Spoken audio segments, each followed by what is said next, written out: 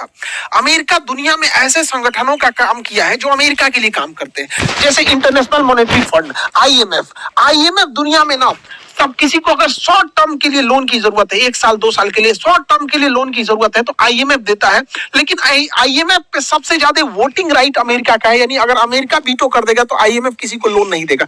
इसलिए अमेरिका इसे soft power के तौर पे यूज करता है कि कोई भी गरीब देश या जिसकी अर्थव्यवस्था डगमगा रही है वो अमेरिका से नहीं उलझता है, क्योंकि वो आईएमएफ और वर्ल्ड बैंक में भी अमेरिका का ही सबसे ज्यादा वोटिंग राइट है। तो अगर आपको लॉन्ग टर्म लोन चाहिए, 50 साल के लिए, 30 साल के लिए, बुलेट ट्रेन बनाने के लिए लॉन्ग टर्म लोन चाहिए तो वर्ल्ड बैंक से लेना पड़ेगा, शॉर्ट टर्म लोन चाहिए तो आईएमएफ से लेना पड़ेगा।